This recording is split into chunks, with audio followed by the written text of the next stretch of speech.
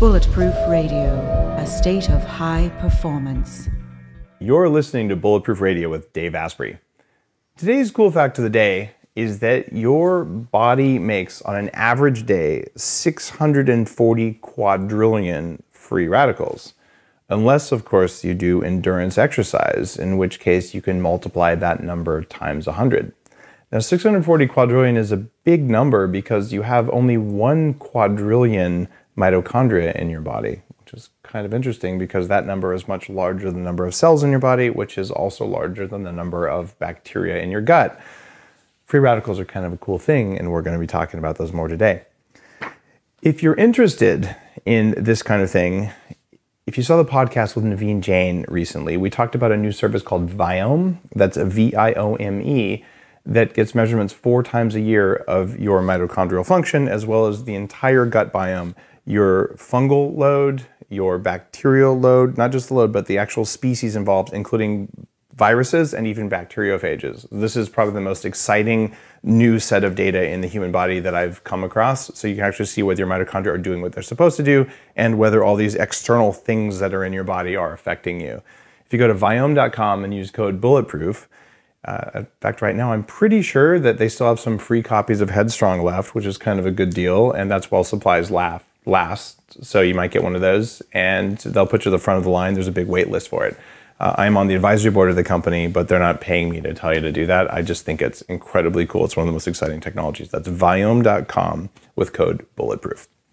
All right, next up, I'm supposed to ask you guys, if you haven't gone to Amazon with Headstrong and just left a review, I'd be really grateful if you did that. Headstrong recently hit, this is actually blew me away. Headstrong hit the Science Monthly bestseller list, right between 2 really well-known books. One's called Homo Deus, and the other one's called Sapiens, is on the same list as The Hidden Life of Trees and The Undoing Project, and some other just epic books. So this, as an author, this was an unexpected and just a huge honor to be on the monthly science list, not the advice list. If you're not an author, maybe you don't know the difference between the lists, but technically that one's called the Big League. So if you take a second to just review the book on Amazon and say that it did something useful for you, I would be really grateful for your support on that. All right. Today's interview is going to be really fun. This is one that's recorded live in studio at Bulletproof Labs here on Vancouver Island. So if you have a chance to watch it on video, you'll actually see a live video. And at the end of this, I'm actually going to show you some new tech that's kind of cool. You can go to bulletproof.com/YouTube to find the channel with all this kind of stuff on it. Or if you're in your car, you're at work, and you're not going to do video, that's okay. We won't do anything that you can't process with just your ears alone. Today's guest is Hans Eng, and we're going to have another guest towards the end of the show as well. Hans has a degree in materials science and applied technology, and he's a co-founder of a company called NanoVi. And NanoVi, actually the company is called ENG3. ENG3, yeah. ENG3, they make NanoVi. There you go. You can tell I've got my show notes right here, but I read them backwards. So NanoVi is the stuff that I've been using lately. It's actually a form of tech and something that's kind of blown me away. But I wanted to have Hans on because Hans is one of these guys who can go really, really deep on the structure of water. In fact, he works with Gerald Pollack sometimes, who was also on the show, who wrote The Fourth Phase of Water and spoke at the Bulletproof Conference. So we're going to talk about what's going on in your mitochondria. This is kind of a theme for the year, given Headstrong. And we're going to talk about free radicals. And when I speak with him, I just find that there's an enormous amount of things, little small details around protein folding and stuff like that, that I'm not super clear on, that he's clear on. We won't make it so geeky that you're just bored, but you're going to learn a thing or two about how the body works and how you can have a little bit more control over how much energy you have. So I'm pretty excited. I've dug deep in this technology and played with it for a while, but haven't talked about it before. This is the first time I'm really coming out with it. So Hans, welcome to the show. Thank you, Dave. Thank you for having me here. Now, you are obviously from Germany. I am from Germany, from Berlin, yeah. From Berlin. And your training in materials science was in Germany? It was in Germany, yeah. At first, I worked in the field at a big company, medical device company.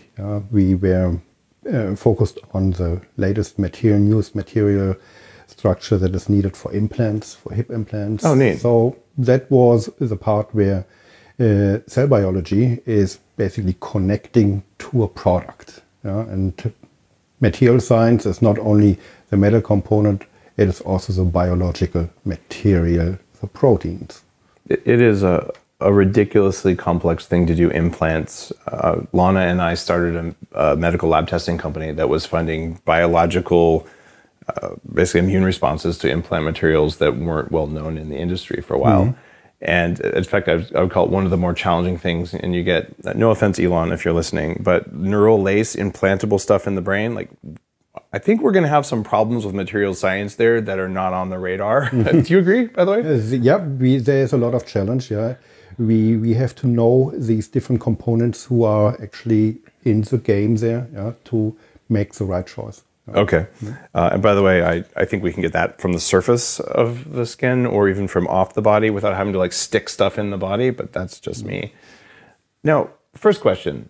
Why do all the weird and interesting medical advances happen in Germany first? Competition, I guess. High competition simply to survive in a field of a lot of other companies. And you have to dig in, you have to educate as much as possible yourself that a product comes out that is reliable and is proving to work. So we have this like the sort of stereotypical German precision where there's a lot of respect for German engineering and BMW, things like that.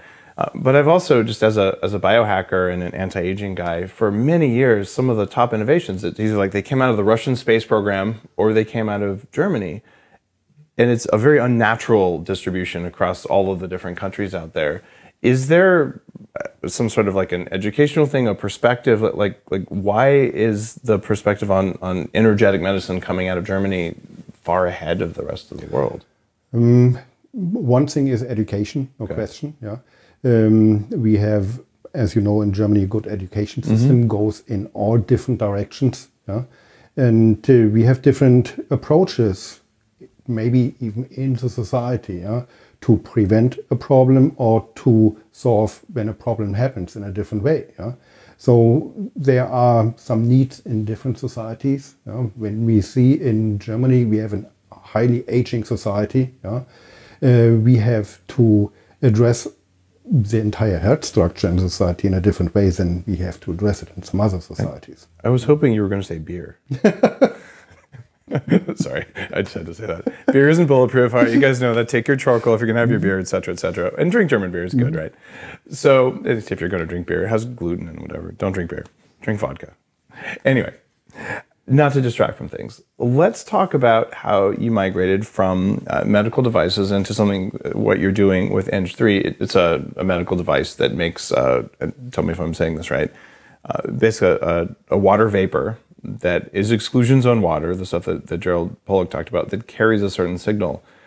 How did you get into even thinking about carrying a signal in structured water that you breathe? Yeah. The general background is a combination of material science. We know what biomolecules are and how they work today. And all our proteins are biomolecules. And by the way, the proteins we have in our body are the workhorses. So any kind of function in our body is executed by these proteins. And we call them enzymes, hormones, a lot of motor proteins. So everything that is being executed that we can live is done by proteins. So we know the structures since more than 100 years. They're well researched, all these things. We know the quantity, how many we have. We assume that our body has minimum 1 million different proteins.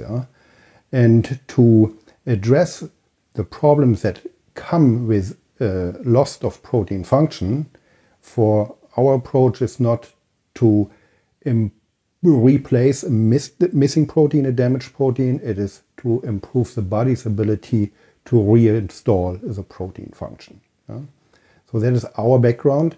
The second one is biophysics. We are not in chemistry. Our background is physics, and the process of the protein function installment is the protein folding. That is a pure biophysical process, and that is related to the environment where the proteins are embedded in, and that is the water in the cell. In the past 20 or so years of looking at computational biology, we've had this problem, which was how do we predict how a protein is going to fold? So we get a set of instructions from DNA, and then we unwrap it with RNA and read it basically, and then we say, all right, we're going to make a protein. And trying to predict how that protein is going to look, like how it's going to fold, has been just from a computer science perspective really difficult. And we've gotten there to the point where we're relatively predictive some of the time, would you say? What you're talking about, though, is less about how a new protein is formed and more about how an existing protein gets either damaged or unfolded or misshapen and then gets repaired.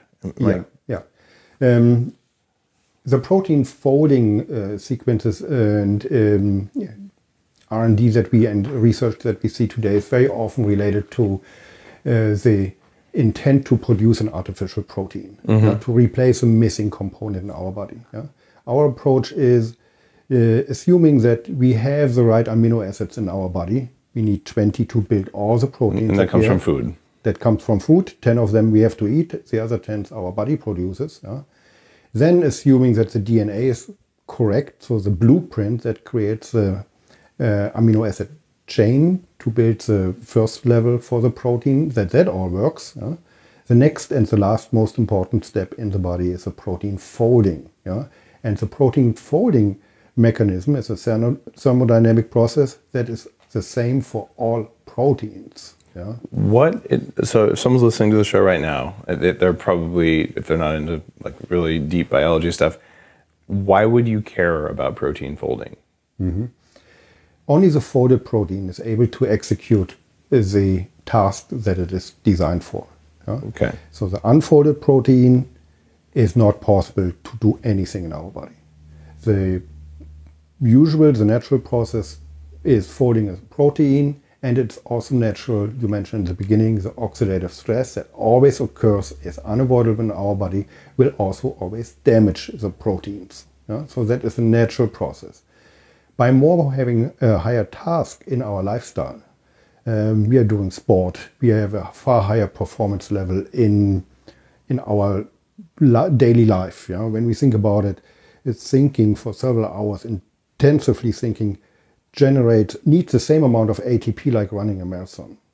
So if we do this, and we are doing it now far later in our life, because if we do exercise, you're saying, or if we are working hard, if we are sitting in office working hard, we are running marathons with our brain. We are producing the oxidative stress. We are producing the damaging events. So the question is, how can we assist the body to repair this damage? We are not interested to avoid the damage. That is more your lifestyle, your environment. We assist it to repair it so that you can keep your performance level high. Is it safe to look at least some of the proteins in the body as kind of little molecular machines? Absolutely, absolutely. And they are working very fast. That's one of the problems why we don't know so much about them. They are folding in picoseconds. They have a very short lifetime. They are only there when they are needed, in the right amount, at the right place when they are needed. Other proteins are turning unnecessary proteins off. So that is a constantly little, we call it cellular activity, kind of little thunderstorm in our cells, turning on, turning off. And having the best performance. So we have these little proteins, and if you ever get a chance to see one online, and we'll probably in the blog post for this, I'll get some pictures of them, but these are incredibly complex, look like a ball of yarn, basically, like very complex. And what that is, it's a little machine. And in order to power the machine, we're getting electrons that come from mitochondria, right? Mitochondria is generating these things. I may be simplifying. Tell me where I'm oversimplifying.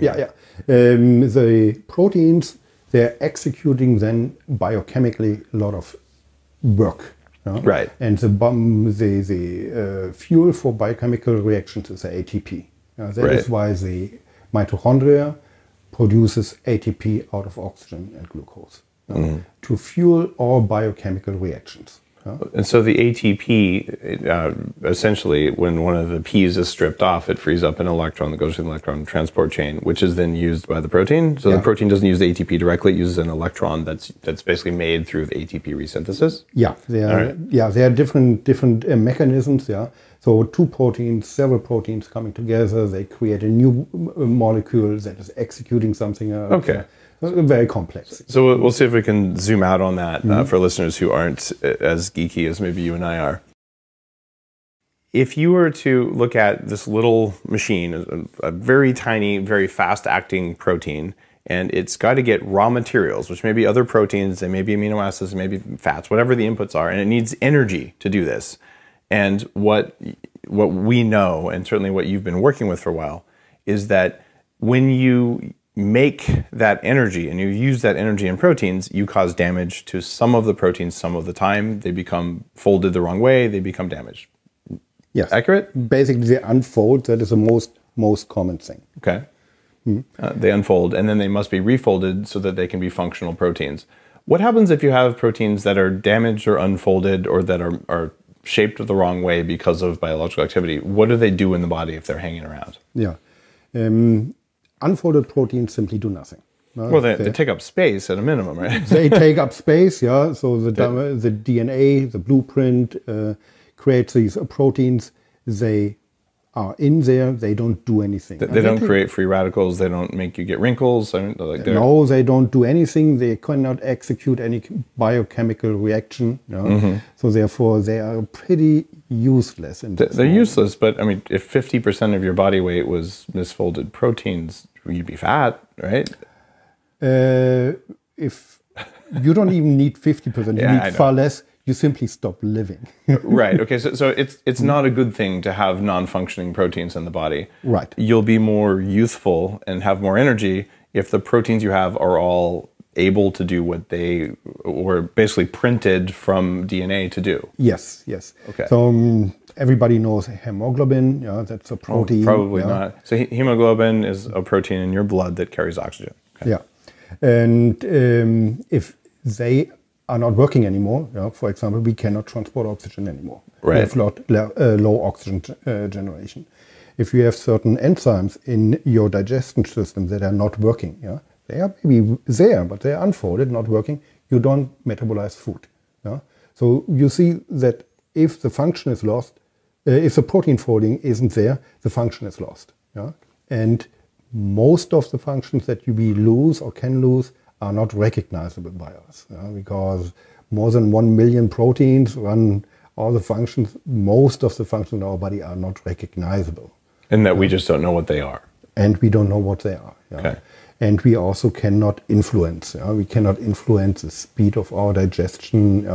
We cannot influence, in a lot of areas, our autonomic nervous system. So we cannot influence the growth speed of our cells. So we can, right? Just take human growth hormone, for instance. It seems like we have some influence there. Yeah, when you take these hormones because they are missing, but if they are in your body, you cannot, with your mind or anything, you cannot influence to work them better. Are you sure about that? Kind of. Yeah. So the reason I'm asking that is if you do, say, heart rate variability training exercises, or with the neurofeedback stuff that we do at 40 Years of Zen, we incorporate heart rate variability, but you can actually do things with your brain that affect your heart. When your heartbeat changes, the magnetic field around the heart changes. Mitochondria are listening to that. You can influence energy production, which then influences protein generation. Another thing that isn't well known is that when you have ketones present, and this is kind of cool, whether they come from exogenous ketones like brain octane, but not necessarily from ketone salts, because half of them are not bioidentical, slight issue there, you actually can more easily read the DNA through something called HDAC. And so things like that, an environmental input that allows you to make more energy or to more easily get instructions like that. It seems like we have some degree of control, but we don't have it at the protein level. We can say this protein, we don't even know what it does for most of them. So we can't say this protein upregulate that just because it's too complex. But there's high level things we can do meditation wise, or breathing, or cold, or environmental variables that we know trickle down 50,000 steps to make a protein different. Right. We if we are able to do consciously influencing our ATP production. That is what we do with correct breathing, to avoid other uses for ATP. So let us say we should not do, we can override our protein function capacity by, for example, not giving enough time to our body to do certain things. So if I decide, you mentioned the amount of mitochondria that we have, that also tells us then that we have only a certain amount of ATP that we produce. So if we override the use of ATP by simply saying, I do sport, I do exercise, or I do thinking, this ATP is not available for other very important tasks for biomolecules. So in this moment, we cannot have a good autonomic system balanced, because that uses ATP. If that is not available because we do sport, or we force our body to do other physical or mental performance, then the performance is not being executed. So you're saying if you overtrain in the gym or you overwork in the office or wherever else, that you're using this energy that probably should have gone to making better proteins in the body. Yeah. Okay. And we all know this, if we don't have enough rest and we don't sleep enough, we are not regenerating enough, because the repair process needs ATP, and if that is not available, we are not regenerating. This is one of the reasons that when I work with these like CEO types who are type A, not only do I want to grow my company rapidly, I'm also going to run an ultra marathon. I'm going to do the Kona Ironman, and I'm going to fly all around the world while I'm doing all this. And then you look at their heart rate variability, their autonomic nervous system is trashed. And my belief after writing Headstrong is it's pretty clear that there's an energy thing that's going on here. It starts with mitochondria. There just isn't enough energy. Even if you eat more, even if you go into ketosis, even if you do these things, there's enough time and energy and communication in the cells to allow full repair and recovery. So you start declining. You also have concentrated, though, very much on free radical formation. We mentioned at the beginning, in fact, the cool fact of the day was something that you told me about the fact that if you're doing endurance exercise regularly, you're getting 100 times more free radicals than normal. And that isn't necessarily a bad thing, in that free radicals can be helpful, but they can also be harmful depending on what they are and where they are and whether you have enough energy to deal with them. Talk a little bit more about what free radicals do in this whole system of protein folding. Like you said, free radicals are not only harmful, they are very essential. Most people don't know that. We've been programmed through 35 years of antioxidants will save the world sort of thing to believe that free radicals are bad. What is a good free radical versus a bad free radical? They are the same molecules. The question is what kind of task they are doing. So any kind of inflammation is involving huge amount of free radicals. So the free radicals are a kind of protection shield for our entire body. Free radicals are a protection shield. Okay. Think about you have a splinter, or you have an open wound, and viruses, bacteria are coming in. They have to be killed by the body. So the only thing that the body can produce are beside antibodies, that is a different other leak, free radicals. We make hydrogen peroxide in our immune cells to kill things, right? And hydrogen peroxide is a free radical. Absolutely, So it is a very, very important protection shield for us. Okay, so that's certainly a positive use of free radicals, but that's not necessarily what you're doing if you're running 100 miles. The free radicals are also, when they go in chemical reactions with different other things, are creating or are causing protein damage. So the protein is unfolding. That's the most common damage. They are falling apart. And like you said, this very weird knot that every protein has is unfolding, and now they cannot execute this anymore. The good thing is now that some of these free radical, or a very specific free radical, that is an excited oxygen atom, is able to trigger the repair, to assist the repair. So some free radicals tell the cell it's time to fix yourself, buddy. Other free radicals, though, like peroxynitrite, for instance, and some of these other things, are maybe not ever good for us? Rarely good for us? Like, help me understand this. Like we just described. If the free radical damages a molecule that is necessary for us, we claim it as bad. If it's damaged a molecule like a virus that is not good for us, we call it good.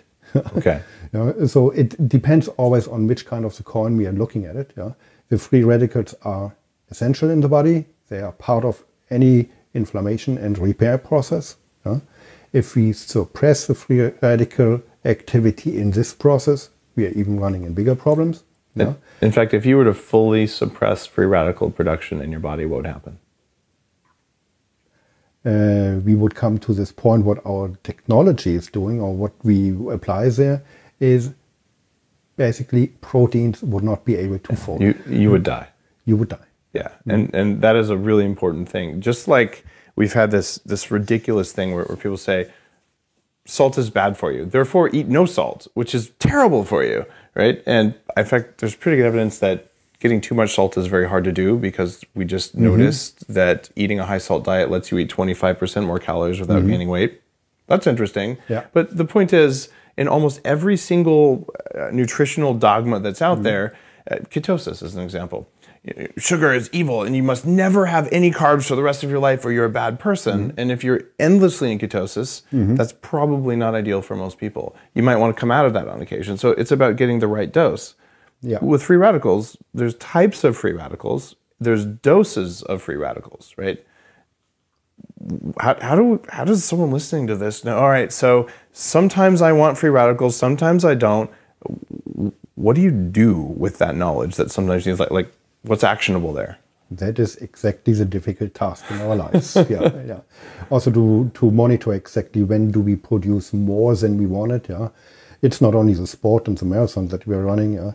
If we are forcing our body to metabolize anything, like margarine, which creates masses of free radicals that don't. Right? Or if you go back to the beer, we are eating something, we are metabolizing. Enzymes are needed, ATP need oxygen produce free radicals. So any kind of biochemical reaction that we are forcing our body to do produces free radicals. Not always bad, very often they are very important also, like we already visited this topic. The biology that involved over millions of years is dealing with our situation to handle the free radicals. And it pretty developed a very smart way. Okay. And when we think about that, we talk about anti-aging, living healthier, performing better, that involves more not avoiding, it also involves more improving the repair capacity in our body when we are exposed to this damage. So an example of that would be you do some curls, you're creating free radicals in your bicep, right? And this is causing a hormetic stress. Hormesis is the idea that what doesn't kill you makes you stronger. But if you were to overwhelm the bicep with free radicals to the point you just damaged so many proteins it couldn't repair, you'd get gangrene at a certain point, right? Like you can actually kill much of the cells, right? So there's a line in there.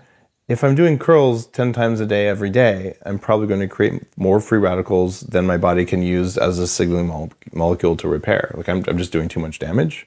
Am I getting this? Like I said, the body is very, very smart, the biology. As long as your body has a capacity to repair this damage, and everybody has a capacity to repair this damage. And the capacity is based on energy, like ATP, or what's it based on? That is the capacity to provide the needed energy for the thermodynamic process to refold damaged proteins. Okay. I want to be Wolverine. Right, so Wolverine, the X-Men character, who you can cut him and shoot him, and magically he rebuilds his proteins really, really quickly. How do I get my body to heal like I'm 3 years old or 5 years old instead of 44 years old? This is a protein and energy thing at the end of the day. What's your take on that? You spent 10 years working on this free radical problem and cell folding with ENG3, and we're going to talk a little bit more about like what you've discovered. But what can I do now? Our approach is not to make you younger. Our approach is to understand, our understanding is to slow your aging. Well, that seems kind of weak. Can you just make me younger?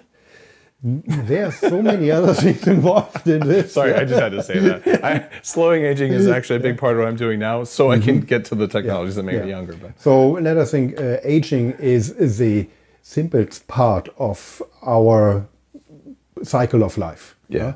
The worst case scenario is actually that we get instead of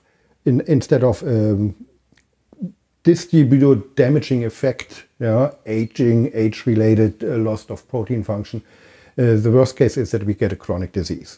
Damage happens on a certain areas of proteins, and we run into chronic disease. And we see that people are running in chronic disease in young ages, for a lot of different reasons. You're talking cancer, Alzheimer's, heart disease, diabetes kind of stuff? Diabetes, cancer, yes. Chronic diseases, the whole range, they run into it. Different reasons. One are genetic reasons, wrong protein are being built, or certain kind of proteins are not being built. The other thing is the environmental exposure creates or cannot keep up with repairing correct proteins, and they run into this problem. Okay. These are leading all to a loss of performance, cellular performance. And we as humans, we basically are concentrated on the performance that is important for us. So thinking, sport, physical thing, performance in the job, that is getting down and being handicapped with those things. And we cannot change our environment. Our company cannot change the environment that you live in, but we have the tool to improve the repair capacity. Okay. Doesn't matter in what kind of environment you are. A big part of my anti-aging strategy, and I've been in a few really big media pieces lately, because I just find I was like, guys, I'm planning to live to 180 plus. I don't think it's unreasonable. With what we know today, 120 is achievable just by modulating lifestyle stuff, eating right, doing the things that make you live a long time. And I'm like, in the next 80 or so years, I'm pretty sure that we'll see some improvements in technologies because, well, look what happened over the last 80 years. Things like, we discovered mitochondria and antibiotics, a few things we didn't know. So over the next 80 years, we got to be able to add 60 years. In fact, probably a lot more than that. I don't think I'm being radical with 180. So right now, aging is death by 1,000 cuts. And a lot of those are free radical cuts or protein damaging cuts, right? Where, okay, it was just one protein that didn't work and then another one. And eventually like, okay, there's a lot of repair that needs to happen here and our ability to repair declines with time as our mitochondrial function declines with time. So you fix your mitochondrial function, now you've got more energy for repair, but then you still need the signals that cause the repair. And old people don't heal as fast as young people. I just wrote a piece about parabiosis. You take blood from young people and put it in old people, and they get younger. By the way, I'm not doing that. There's a shortcut. You don't have to do that. You could just use the proteins that are in the old people, or sorry, that are in the young people. They're injectable. But in the meantime, what you've been working on for the last 10 years is something that allows that healing capacity in the cells. It basically sends the signal to the cells to heal faster. So if you do less of what causes damage and speed healing, the idea would be that you can extend at a minimum what we call health span, which is your ability to be youthful and healthy as you're old. So no one wants to be 100 years old if it means you're in a retirement home. But if you're 100 years old and you're out riding your bike and hiking with your great-grandkids, it's a different picture. And that's what I'd like to at a minimum do. And I plan to do that when I'm 180 with my great-great-great-grandkids or something like that. So what's the approach? Just describe the overall approach you've taken to speeding protein healing or preventing damage. You're absolutely right. We can get far older. When we have how old are you going to be? Well, I hope that I can get 500 years because there are so many years, things that I would like to see what happens in the 500 years. So everyone's hoping for 500 years, but what do you think is achievable for you today? I'm very careful because we are not doing that. I'm too much science, and because people ask for numbers and then for validation. My goal is to get as long as possible, combined with as healthy as possible. So we are already getting far older than the last 2 generations. And you mentioned to do a lot of activities with your kids and those things. We are starting third, fourth career in business when we are mid-60 today. Yeah? 2 generations before, we were sitting in a rocking chair on a porch with mid-60 and 60. There was no idea to have this performance level that we have today. Right. Are you stronger, smarter, faster, younger now than you were 5 years ago? Definitely mentally, I would say. So your brain's working better now than it was. Yeah, okay. yeah. And it's okay if you say no. It's kind of a hard question because you want to say, well, I don't know what I'm doing scientifically. We all are aging, but I'm finding that when people are really paying attention to this, a lot of people are saying I have better faculties than I did before. Yeah, yeah. And you had enough time to apply more knowledge. Okay. And you can execute better on a bigger scale, different influences from your knowledge, so that all gives a better picture of having a higher performance. Okay. You use more tools in your head if you have enough time to collect these tools in your head. Got it. So you're definitely seeing some effect. All right. So back to this question of what's your approach to either fixing or improving this protein damage and protein folding problem? Yeah. Our approach is to assist the body's way identically to have the protein folded and refolded again. What does that mean? The process in the cells for protein folding is a biophysical process. That means the proteins unfolded have to get energy into the protein so that they refold. Because it's thermodynamic, an unfavored direction from the unfolded to the folded state. Okay. So only with the help of energy input that happens. The question is, where does the energy come from? What kind of energy is it? When we are talking about a biophysical process, it has to be kind of thermodynamic kinetic energy. So since decades, we know that the proteins which are embedded in the water in the cell have to be surrounded by water molecules which have a higher order. Which means, visually seen, these molecules are a little bit closer together and have a certain kind of direction how they are located around the proteins. Then, when enough of these ordered water proteins are around, ordered water molecules are around the protein can, visually said, can suck out this energy and turn into a next state in the different state of thermodynamic. It's changing the entropy. All right, that was a little deep for the average person listening. Even I was having a hard time following that. All right, take me up a level. Okay. What's going on there? Yeah. The water molecules are providing, the order of the water molecules are providing the energy to the proteins to fold. The next question would be, how are the water molecules are getting this order? That is an energetic process. A certain kind of energy has to get absorbed. When you say the water molecules are ordered, now we're talking about structured water, which used to be considered like this woo-woo science thing. After Gerald Pollack wrote his book and did like 5 years of core water biophysics, water molecules actually do line up in biology. And it's not the same as the water we drink. It's a different phase of water that's required for us to fold proteins and required for us to make energy in our mitochondria. Right? Yeah. And you're saying, so we require energy to put water in that state. Yes. So that we can fold. Absolutely. All right. And this energy that is required to get this water in the state is always produced in the cell. And there, by mitochondria. Another free radical is being the important thing. Okay. That is why there's another reason that the free radicals are so important. One very specific free radical is an excited oxygen atom.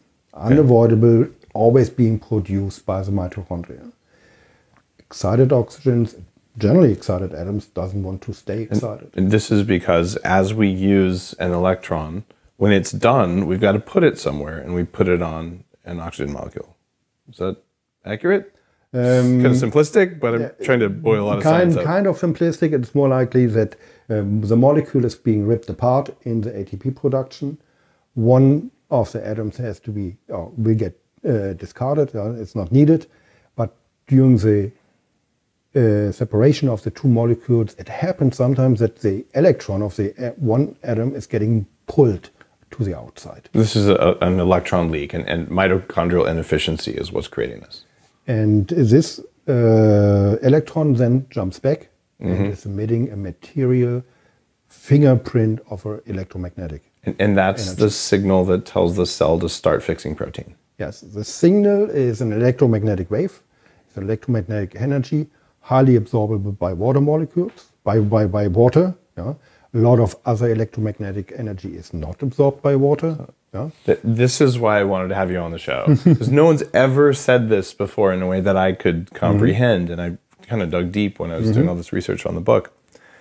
If I understand what you're saying correctly, if you think of the way maybe a fluorescent light works, or maybe a neon tube, right? We have a gas in there, you excite the gas, and then it emits something. The same thing's happening in our cells, but it's just at a much higher, it's in an invisible wavelength, like it's a far infrared, or a very far infrared light that is generated in the cells. So 1200 nanometers or something like that, way beyond what we could see. But it's happening in our body all the time. And it's biologically really important. Yeah. Why is that signal that's created by free radicals so important? The biological important thing is what is able to absorb this energy. So we make that energy when free radicals happen. It changes the water basically the water absorbs it. And when the water absorbs it, what happens to the water? At the surface of these water vessels, we could say in the cell, at the surface, the water molecules are getting ordered.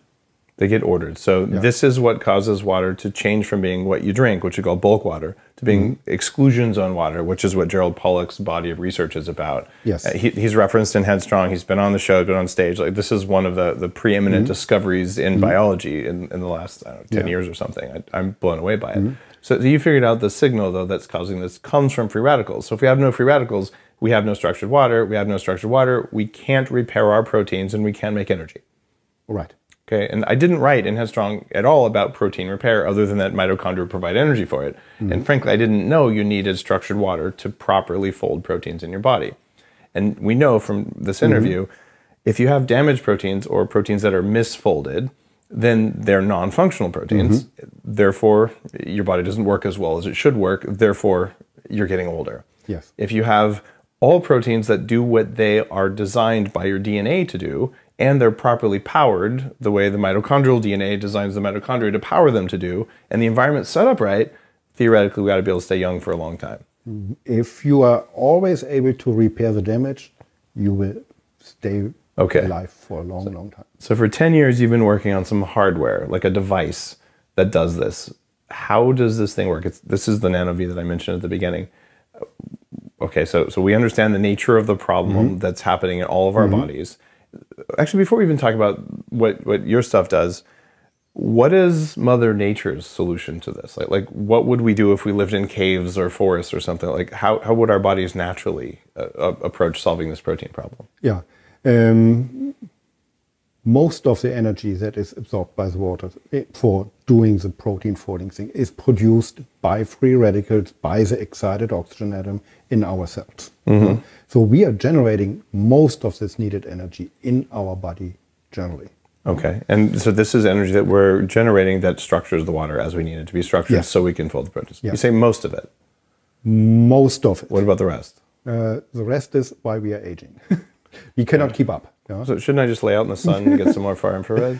Serious question. The problem is, like was mentioned, water has a high absorption capacity for this electromagnetic wave. The sun is emitting the electromagnetic wave, but because the atmosphere is absorbing it, we are not getting very much down. Because of the water vapor and the ionosphere. Water vapor absorbs it. Okay. Only in a certain situation. Low water vapor in the sky. High sun. It could be possible that beside the right source of water vapor, then the sun would have the possibility to influence the water vapor. So we should all move to high deserts. High deserts would be, with dry air, a good place. That's where I grew up. I miss that. I live in a rainforest in Vancouver, and you're a Seattle guy, so all right. But by the way, you have a tan. You live in Seattle. What are you doing? I just came back from scientific congress in China. You cheated. Okay. They have good weather. And yeah, the exposure in our life to this specific electromagnetic wavelengths is very difficult because water is always absorbing it. As more water is around you, we have vapor, we have humidity, as more it is being absorbed. So some other effects have to come together for assisting with technology, the repair process. The water vessels, the water molecules have to be small, so that the volume has a big surface, because we said the ordered water is only happened on the surface. You cannot order the water in a bucket of water. It is only ordered on the surface. So for having the most out of it, we need small water vessels, and that is why we use humidity, little droplets in the airflow for our technology. Okay, so in the NanoVi, what you're doing is you're making a water vapor, and just so you guys know, for the past probably 6 or 8 months, I've had this little device on my desk, and you might have seen it in a couple of the videos of Bulletproof Labs here at my house. And this is, I don't know, probably $1 million facility. Everything I can find that's going to make me live longer, and I'm willing to try it. This is a thing where I sit there, I'm doing email, or more likely I'm doing neurofeedback, but I'm breathing water vapor. And you guys do something inside the machine to the water vapor. So there's a tangible difference in how you feel after you do it. You're using this 1200 nanometer, or give or take, and some other stuff in there, in order to structure the water, and then you breathe the water. But I also have a structured water drinking machine. Why wouldn't I just drink structured water? What's the difference? I said the surface is an important thing. Okay, so the surface area of water vapor is what, thousands or tens of thousands of times greater? Far bigger. Yeah. Okay. That is far bigger. Then the order process is not staying forever in a water. So you cannot bottle those ordered water. It's a physical process. The same thing like bottling high temperature water. Bottling hot water. It dims out. So the same thing happens with this kind of energetic state. It will dim out. What about carbonated water? Doesn't that have more surface area because every bubble has more surface area? That is very right. Okay. That is correct when you have it carbonated. So in the moment you open a shaken bottle, you have a lot of surface. Okay. But when you have it open for a while, then the surface is pretty much the same because there are no additional bubbles in there. Okay. Maybe with champagne. So you have to go to the high quality. Or beer. I mean, it sounds right. Okay, I hear you. Yeah. And the other thing with the energy transfer, that is a very complicated additional thing, is when you emit the 1200 nanometers to water, so that the water is absorbing it and then leads to a special ordering on the surface. There are a lot of layers of protein, of molecules where the energy has to be transferred. Inside the water vapor Inside itself. the water, or generally inside the water. Okay. So if you have a glass of water, the transfer length is far bigger than you have in a little droplet in vapor. So you can't send 1200 nanometers deep enough into water because just one layer will block it, and then the rest of the water doesn't get any structuring. Right. You will lose a lot of the ordered water. Okay. But with vapor, that's not an issue because the molecules are bouncing around, essentially. Yeah, and they transfer when you have two droplets. One has an ordered surface, the other one has no ordered surface. In the moment they touch together, they distribute this kind of energy levels. They balance them out. Okay. So then with the NanoVi, I'm sitting there and I look really cool. I'm probably wearing my True Dark glasses, the red glasses. I've got electrodes on my head, and I've got this little hose thing in front of me blowing water vapor into my face. I'm telling you, this is how you get dates, just so we're all clear on that. Anyway,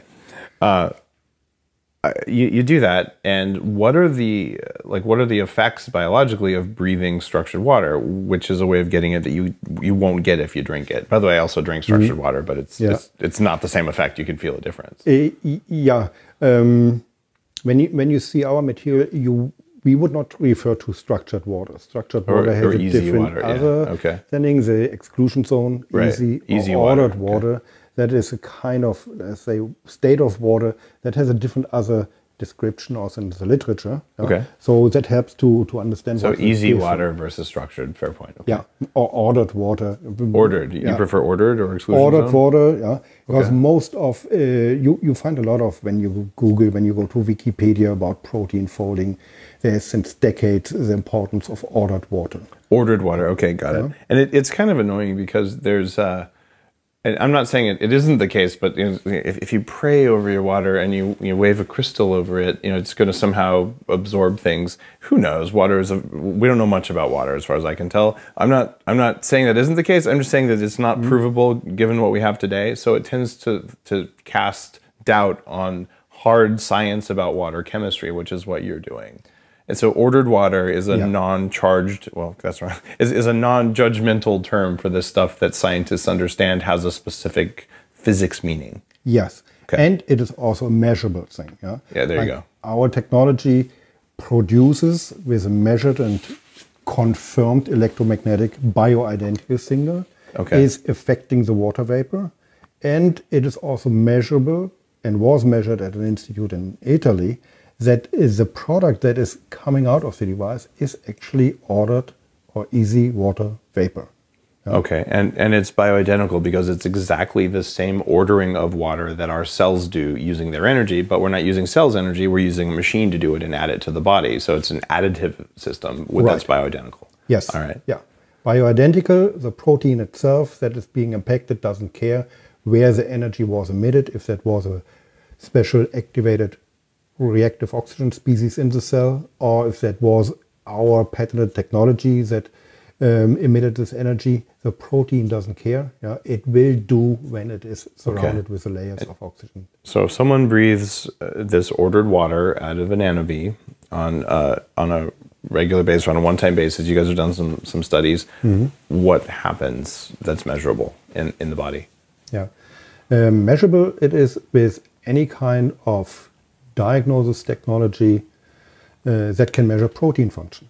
There are very simple technologies out there like your oxygen saturation, measures basically the function of different proteins down to the hemoglobin. So oxygen saturation goes up? Oxygen saturation goes up.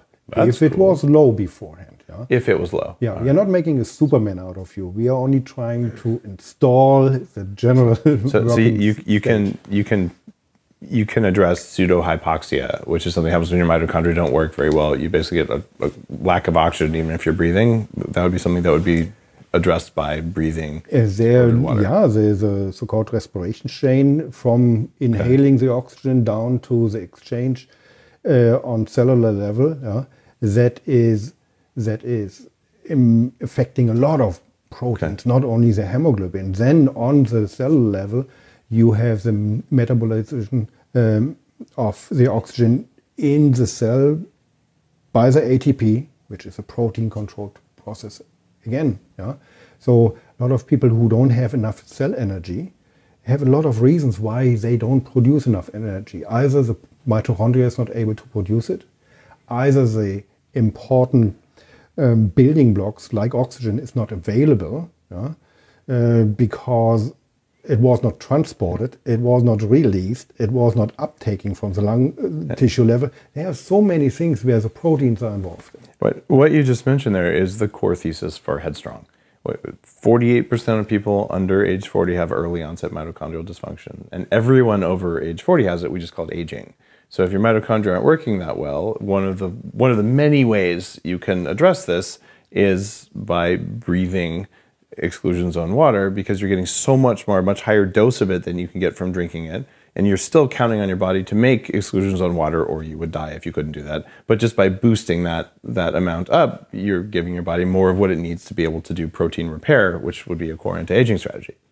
That was a very good summary. All right, good deal. So you guys listening, this is pretty deep science we're getting into here. Headstrong is about how do you get more energy in because you feel it in your brain first. And now we're saying, well, what are you going to do with that energy? Well, one of the things you want to do with that energy is repair the body, not just think faster and all that. So we're talking about more rapid repair. What about things like Vo2 Max, like for athletic performance? Does Vo2 Max change if you're doing this regularly? If the Vo2 Max is in your case, a protein-controlled barrier that you would like to get up, yes, we can have the improvement in this thing. Okay, yeah? But that might be in someone who doesn't have good Vo2 Max because they've been exposed to a biotoxin or because they're old or... Right, yeah. But if it's a super athlete, yeah. what's going to happen in a super athlete? And we have a lot of athletes that are using our technology. When you train your body, you train and you enhance a certain kind of processes very often. Okay. Yeah? That is what training is on the first viewpoint. Modern high-end athletes are looking for far more to the thing to regenerate faster, because if they train, they understand that they damage. With accumulating damage, they lost the ability to train, and then you lose the Vo2 Max and all those things. Yeah? So they are now focused on it. How can I repair the damage that I introduced by my training? Okay. So faster repair enabled them to train better. So you can do more training more heavily. And one of the things I've stressed since the beginning of Bulletproof is you need to recover like a beast, not train like a beast. Right. And what you're talking about here is you can train more heavily because you can recover more heavily because you're using a technology to add energy to the system. Yeah. Okay. That makes a lot of sense. And what other like quantifiable effects? Like I know that I saw a study when I was doing research before I got the device on DNA double strand breaks. What did you guys find there? Yeah. The DNA is in a normal person, and the average person, non-athlete person, is getting damaged around 150,000 times per day by free radicals. In a single cell or throughout the body? In a single cell. So, all right. It's a lot of damage. Yeah? We know that the proteins, many enzymes, different enzymes, are responsible to repair this as fast as possible. Yeah? So that's the next blueprint where that come out of the DNA for the next generation of proteins are flawless. Yeah? So by having the proteins refolding faster, which are exposed to the damage, they can faster execute the repair on the DNA. Interesting. So with the faster DNA repair, you are far closer to your goal of getting older, healthy, staying healthy old, and perform higher. So this is interesting. I'm a computer science guy by training, and there are a lot of developers and technologists who listen to the show. If you're on the tech side of things, there's something called error correcting code in memory, and it's probably in your iPhone today. And it's fascinating because in a chip, you can lose data. And this was a big problem in the first 30, 40 years of computing, where suddenly things just wouldn't work because one electron would go to the wrong place. So eventually we found a way electronically, a very elegant way, in order to make sure that we're constantly rechecking what's in the memory so that if we lose an electron, we can computationally reinsert that. What's going on in our bodies is orders of magnitude more elegant because, like you're saying, it was 150,000 per second per day? Per day. 150,000 hits to the core instructions for how your body makes its hardware. And if we don't have a robust system to repair that, what we end up with is mutations. Right? And so mutations are a problem in that they can sometimes lead to cancer and sometimes maybe other things. But ideally, the body just effortlessly repairs these things. The problem is that the amount of effort required to repair these things is very high in the face of we don't get enough sleep, we're exposed to bad quality junk light, we're exposed to EMFs, we have too much stress, we exercise too much, we eat junk food, we do all sorts of bad things that we really, that this system wasn't designed to account for. And this could be accounting for some of the chronic diseases of aging. So one of the many pieces of my anti-aging strategy is when I'm doing something else, I don't mind spending 15 minutes breathing water vapor because I can do that. Yeah. Well, it doesn't take away time from something else, which is another thing. There's lots of stuff you could do. You spend 12 hours a day recovering. You didn't spend 12 hours a day with your kids. You didn't spend it working. You just like it's not a good return on investment. Yeah. That is the other thing. We are not only focused on how is a biophysical process working, it is also how can you implement it in your daily life. It is not something that you have to do for hours per day. It is designed that you use it in combination with a lot of other things. It could be a standalone treatment in a facility. It could be done while you're working at your desk. So there are a lot of different possibilities that it doesn't take more time, any time out of it. And I'll show you guys my setup just so you can see what this is like In fact, we're going to have Rowena come on, who's the other co-founder of the company, who works with clinicians and athletes and trainers and all that, like how people use this unusual and not well known today way of basically making the body do what it does better. So is there anything else, Hans, that we should share with listeners about like just the science of protein repair, either in DNA or in the rest of the body? We have a lot of information on our website. Okay. Well, I haven't even mentioned the website. What I don't even have it in my show notes. What is your website? www.eng3corp.com. ENG3corp.com. And you can tell this is highly optimized for search engine optimization, easy to find. Okay, maybe not, but ENG3corp.com. But I'll explain what this stuff is and how it works. And if you go to bulletproof.com/YouTube, you just watch the end of the video. I'll show you the setup and all that stuff. And before Rowena comes on, this isn't cheap technology. It starts at $5,000, goes up to about $13,000. So you're typically, in order to do this, if you're a pro athlete or something like that, or a billionaire anti-aging guy, fine. But for the average listener, this is something that you'd find at your trainer's office, at your doctor's office, or something like that. So you can go to the industry website and find someone in your neighborhood, or just go to wherever you normally go for this kind of stuff and say, I would like to do that. Do you have this? And this is the sort of thing, there's a lot of people who run facilities who listen to this as well. It's the sort of thing that I think has a place where in the workplace, when we open the new Bulletproof offices we're working on right now, I will put one of these there so employees can use that. If you're feeling a little odd, you can do that. So it's an additive technology, I would just say like that, but it isn't something that you necessarily have to buy for yourself, but something that you can share with many other people. Part of the goal of biohacking is, for me, and even doing the show and writing, is I want people to know about these technologies. And my assumption is that when there's high demand and over time, that the availability and the cost will drop precipitously. So this becomes something like everyone has over time. And so I talk about clinical grade technologies like this one now, because I'm assuming that 20 years from now, it'll be built into my iPhone. Yeah. And you mentioned the exposure that a lot of people can use this per day. Like you said, in a corporate wellness environment, for example, companies are installing this to have access for their employees. It doesn't matter what age or what health state they are in. It works for them. It's pretty easy to breathe water vapor. And with an extremely long lifetime, the cost per treatment is so low. It's pennies, It is so low that it is a very, very affordable in this viewpoint. In fact, if you look on my Instagram, it's dave.asprey. And you should follow me. I do all sorts of weird stuff on Instagram that's not on Facebook. There's a picture of my parents up here, and they're in their 70s. And my dad's got the cannula. He's actually breathing from the NanoVi.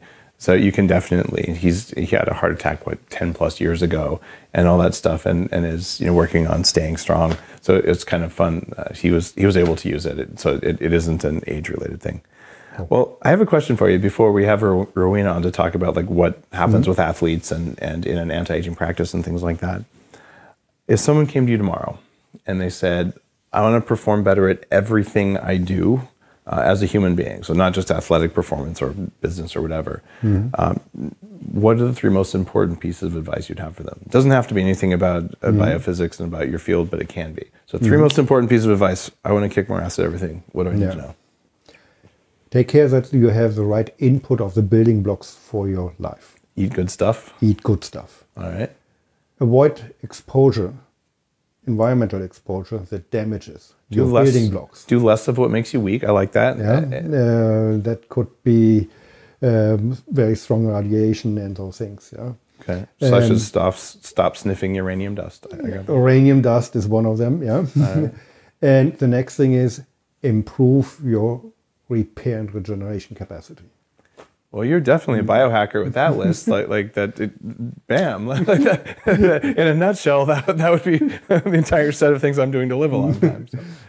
Hans, thank you for coming on, and you're with ENG3, and we're going to have your other co-founder, Rowena Gates, come on and just talk about like what we're seeing in athletes and things like that. So, thank you. Okay, thank you very much. Dave. As sort of part 2 of this episode of Bulletproof Radio, I've asked Rowena Gates, who is a co-founder of ENG3, it was also pronounced ENG3, to come on and talk about just the clinical experiences of what's been happening with this stuff. And Rowena, welcome to the show. Thank you. You've been working for 10 years on this kind of technology with Hans, and it's one of those things that I think most people have never heard of, but it is backed by some real serious science. So that's not a very good reflection on me, but no, it's one of these the nature of things innovation, right? It's percolating up and it gets rolling. Yeah. If you go back, 5 years ago, how many people had heard of Bitcoin?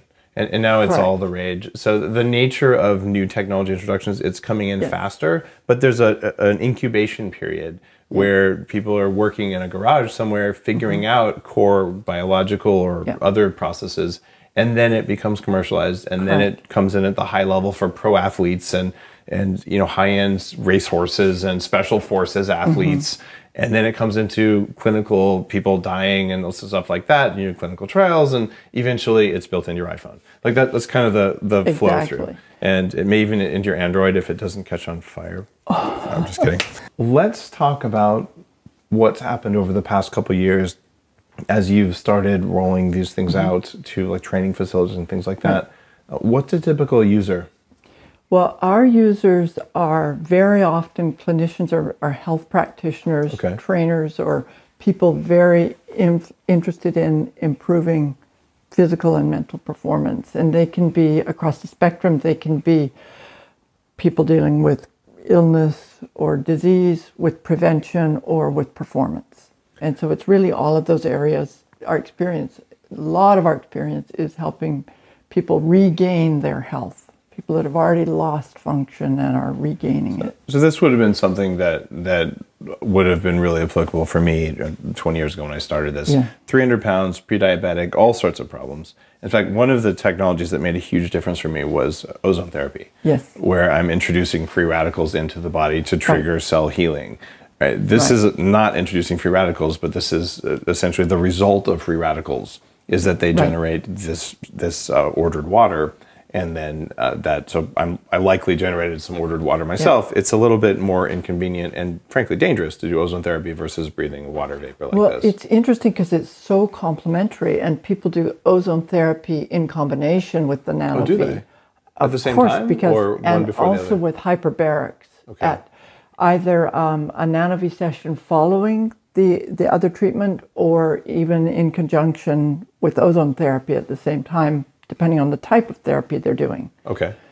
But ozone therapy also can kill pathogens. Oh, yeah. Anytime you do detoxification, you're really calling on the energy reserves of the body to take care of it. And so whenever there's a detoxification process, then people also will combine NanoVi to help improve the overall outcome and not be so much of a strain on the body. Okay, if the body is using less energy to make ordered water because it just got a big dose of ordered water, it frees up some of that energy to do other basically protein repair things, which is what you need to do if you're sick. Right, those proteins are clearing out the carnage that you create by the detoxification. So most people listening who are not healthy would be working with a physician, a lot of functional medicine, anti-aging kind of people. This is where you'd find naturopaths, people like that. You're unlikely to find this at your local Blue Cross, Blue Shield hospital kind of environment, right? Correct. It doesn't have billing codes, so we're not in a standard hospital. That means it works, right? But it's the integrative physicians, that's the place to look for it, because they appreciate, first of all, what you'd spoken with Hans about earlier. They appreciate biophysics. It's not purely biochemistry, which has been sort of the American take on things. It's more pharmaceutical. And I think the German take and our approach certainly is to draw on the energy side of it and the biophysics, not just biochemistry. And it's the integrative physicians that are thinking along those lines. So on that side of things, anytime you're making mitochondria work better or repair work better, broad improvements across everything rather than treating a specific thing. In Headstrong, I basically, everything you can find that happens from an acute injury to a chronic degenerative illness, they're all mitochondrial and they're all energetic in origin. this is one of the ways you can pump up the energetic system, which is why I have one in my labs, right? What about high performance though? So let's say that we get an endurance athlete. Well, those are related because like with an electromyocardiogram, we've had a clinician show the improvement with the use of NanoVi, and it's showing mitochondrial function, because when the heart works better, it's a reflection of how well the mitochondria are working. Yeah. And that's what you need for, it doesn't matter if you're an athlete or a person recovering from illness, that mitochondrial function is absolutely key. And so for athletes, that's where they get the faster repair and they gain an edge. And is there like can be quite profound. Is there an athlete you can name that we've heard of who's using this? I'll call out Matt Boyd, who's a starting pitcher for the Detroit Tigers and also one of the nicest people you'll ever meet. And he's been using it for some time, and he's young, but the pitchers are doing a lot in a short period of time, a lot of strain, wear and tear, and the recovery is a huge factor for them. So how would he or a pitcher or someone use it after a game, before a game? After all the training. Okay. And so after training each time? And then after games, because that if you can recover your arm faster, you can pitch better. Okay. You can, you're a stronger athlete. And so that's a good example. Matt's a good example. Okay. So. And what about, so that's, I guess that's more of a strength and like there's a lot of ligament strain and things like that. What about, say, someone who wants to be an endurance cyclist? Well, endurance sports every endurance athlete should use this. And every Ironman. Andre Rosso is the probably the biggest name person that you wouldn't have heard of that uses it, but he's done the Deca Ultramarathon. Deca Ultramarathon. So that's the equivalent of 10 Ironman races, 10 consecutive days. Is this guy like the world's worst masochist or what? I mean, it's unbelievable to me. It's unbelievable. And so it's sort of it's impressive, but it's kind of a poster child for NanoVi, but on the other hand, it's like, but that doesn't sound like a good thing to be doing. It's probably not an effective anti-aging strategy to do that. Correct. Okay. But so he's of the extreme athletes, he would be the extreme of the extreme. I admire the strength and willpower that it takes to do that. Wow. But every Ironman distance athlete, those kinds of people, there's a lot of wear and tear, it's a lot of stress. And the person who first got me interested in this is an integrative physician who said, well, I use it in my practice, but where it's really amazing is because I train for Ironman Canada and I need it to recover faster and feel better. Okay. And we actually have a video from him on our website because he really pushed us to go after, you need to start talking to athletes. It seems like a lot of CrossFitters would use this as well. Are you seeing a lot of them use it? Just because they're hitting it every day and they need to recover faster. Right. And they're really doing some, depending on how they train, some of them are is pretty hard on them. And so we do have more of that, especially at one studio down in Oregon. But it's not a broad sector for us that I know of. It seems like just a natural thing. If you're running a CrossFit box, if you have one of these, like do your workout and then do some extra recovery. I just thought of that, but it's kind of a... Could you repeat that? Every CrossFit gym should have this. I mean, any time that you're doing physical training, right? Yes. And speeding recovery is something it's a mantra since the very beginning of Bulletproof Radio. It's like, look, recovery is the trick. It's stimulating your body to cause damage is not that hard to do. Recovering effectively so you get stronger is hard to do. Exactly. And so this is, I think, an effective technology with some real science behind it. And one of the good things about guys like CrossFit or any athlete that really depletes themselves, like they go all out, then it's more noticeable because they know that they're going to feel terrible the next day and so on. So then when you use the NanoVi, it's very clearly different. And I've had people say, oh, I feel cheated because I wasn't suffering the next day. That kind of thing. It's like I didn't feel like I worked out, but I know I did. What about jet lag and like sort of the corporate athlete? I use it when I get back from a long trip, but I also use everything else. You don't take it with you? It's not really that carry-on sized. Not with everything else I carry. Yeah, If it was the size of this, anyway. It's great for jet lag and it's great for hangovers. And it's because both of them are repair processes. It's all about repair. And also anything that affects the autonomic nervous system, rebalancing, getting back into homeostasis, those hormone functions, melatonin, all those things are the body rebalancing. Okay. So if you help it with the autonomic nervous system, which is always measurable, it's easy to show with the device, then you help with something like jet lag and also, you know, other conditions. So this would be like the main use cases would be, you know, excessive like life stress, which is jet lag and travel and all that sort of stuff. Hangovers, which is seriously like at that. Trade shows. Yeah, trade shows would be a good thing. And then endurance or strength training, just to speed recovery from either one of those during training or maybe after a game. What about, and then we talked about medical stuff. It seems like after like a surgical recovery would be pretty powerful. We have dentists and plastic surgeons that will use it to help their patients heal faster, recover faster. So that's their use of it. For a plastic surgeon or a dentist, if they can reduce the swelling, bruising, and pain associated with the surgery, they get a better outcome. It can be pretty beneficial to them. So it's used for that.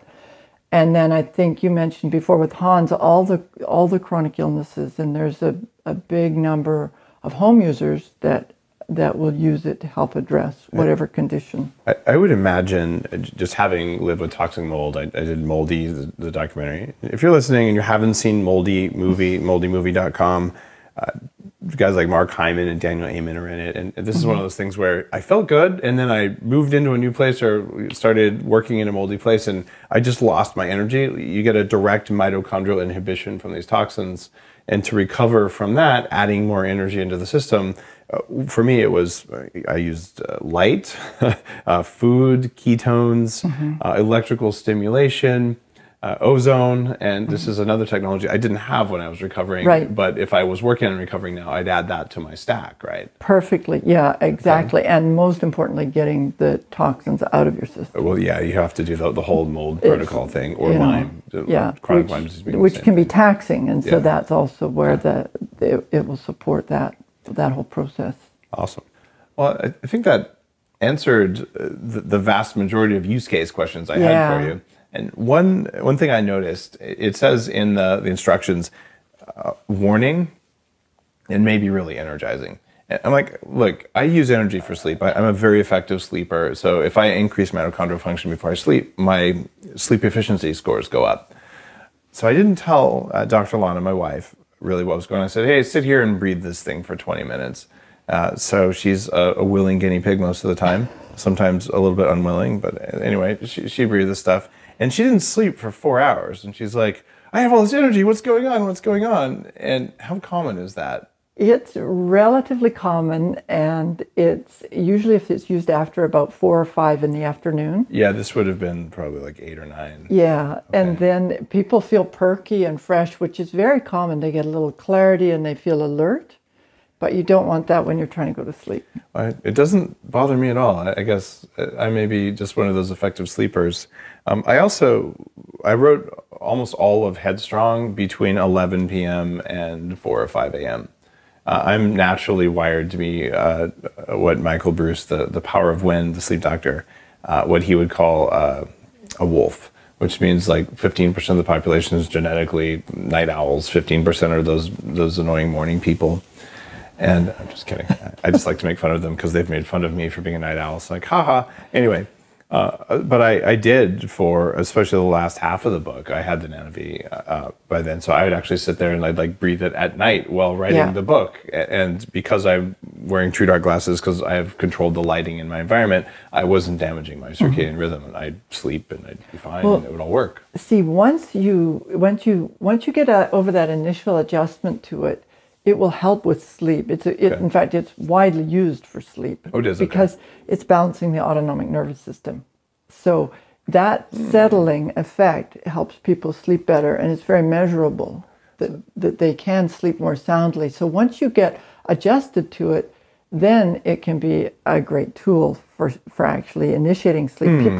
some people that don't sleep well will wake up and do a session in the night and go back to sleep. No, I'm going to totally probably piss you off right now, but I just thought of this, and I'm just going to tell people to do this who are biohackers. If you have sleep apnea and you have a CPAP machine, here's what I would do, okay? I would poke a hole in the side of the hose, and I would plug the water vapor output from the NanoVi into the CPAP machine, so that while I'm getting the CPAP, I would also be getting NanoVi at night. And since you already have a vacuum cleaner sound while you're sleeping, you might as well do this.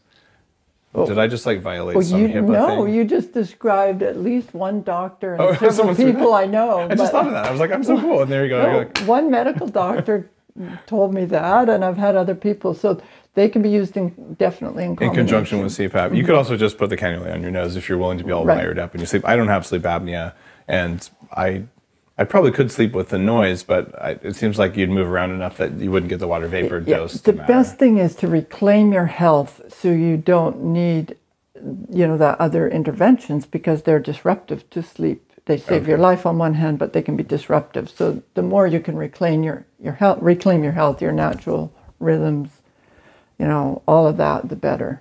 That sounds so like slow and old school. Isn't there more we can do while we're asleep? Because that's like free time. If I could put like 50 different biohacking technologies on my body and sleep better and like wake up like, better. You just said you were the advocate of recovery. Yeah, I know. Right? That's when your body recovers. It has to repair things at night. But shouldn't I give it like even more repair juice at night? Well, that's kind of what this is. People do sleep with it and use it at night, but it's usually when they're ill and they really need more time on the device. All right. Yeah. I got it. And the normal time on the device is like 15 minutes on the heavy duty one, up to an hour on the lighter weight one. Correct. Okay. And so if people do one session a day, then if they're really struggling with a challenging condition or illness, they might double that or do 3 or 4 times the normal amount, in which case they can run out of time and then they'll use it at night. Is there any reason I shouldn't just have it running 8 hours a day on my desk? There is no reason at all, and there's no possibility to overdose. Again, it's biophysical, not biochemical, so the only thing that happens is maybe your body doesn't need any more of that signal, and it's actually not helping anymore, but it could never hurt. All right. Well, that's super cool. I realized I never asked you that. It's a good thing, because I sometimes overdo a few technologies. That's the beauty. That's one of the real glories of this technology, is that it doesn't have the potential for interactions. Okay. Doesn't have the potential for harm. Okay. So that's helpful, because it means I didn't harm myself. Because it's triggering mechanisms in your body that don't have the potential to do harm. Okay, or cool. to interact in an unknown or undesirable way. Well, thanks, Rowena. I think now we should end the official episode. Yes. But if you're going to tune in on YouTube, bulletproof.com/YouTube, to get here, we're going to just take the camera over, and it's got to be the camera with my mic on it, which means that camera.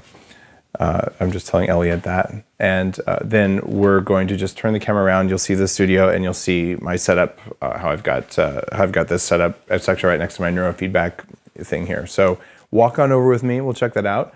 In the meantime, if you're interested in learning more about this, you can ask at your local wherever facility. You can go to the ENG3, it's ENG3corp.com, properly pronounced ENG3, but you can spell ENG, like engineering3corp.com, and then they have like a finder sort of thing.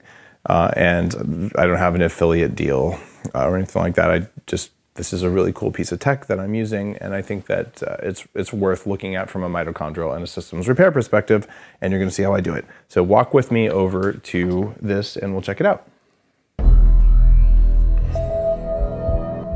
All right, this is it.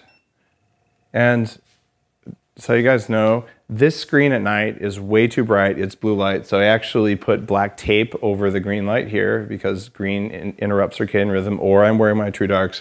And I usually cover the screen, which is something that I would like to not have to do. And since Hans is hearing me say that, I bet you anything that they'll have a red light on there pretty soon, right? So all you do is you sit here and you do what you're doing. Kind of looks like I have a microphone in front of me, and I'll put my mic up to this. You hear that? Like, it's basically a very soft, just blowing of slightly moist air, and you just sit and you breathe it. Very simple, and you get that very high surface area ordered water that saves your mitochondria the energy of making that. So this is something that I do at my standing desk, and just flip the camera around. My standing desk is back there. Sometimes I put it on my desk and come back to me, Elliot. And then behind me, I have some of the neurofeedback gear from 40 years of Zen just on the table. We don't need to like zoom in on that or anything, but I will use this while I've got the electrodes on my head, or I will use it just pretty much whenever I'm going to be in one place for 15 minutes. And I don't obsessively use it. Some days I don't use it, but overall it's an additive thing. And when you're looking at aging and death and all that, it's lots of subtractive things. So anytime I can get an opportunity to add something back in instead of take something out, I'll take it. Anytime I can avoid doing something that causes extra damage, I'll avoid it. And that general strategy, which is to not be perfect, but to just move things in the direction of less damage and more repair, equals more performance now, your brain works better now, and you'll probably live longer along the way. So there you go. Have an awesome day. Thanks for listening. If you like this, go to iTunes and say, I liked this, and share it with people, leave a review. I think we've passed 1,500 reviews. I'm grateful for that. And something that would be even more impactful is go onto Amazon, take 10 seconds and leave a 5-star review of Headstrong. It's got a couple hundred reviews, but it's a really impactful book, maybe even more important than the Bulletproof Diet. Bulletproof Diet is very food-based, very actionable, and Headstrong's got a lot of good science. It's understandable, and it's got actionable stuff for turning on mitochondria that goes way beyond just diet. And the first place you're going to feel mitochondrial function is in your brain. Your brain turns on first, then the heart, and then the rest of the body.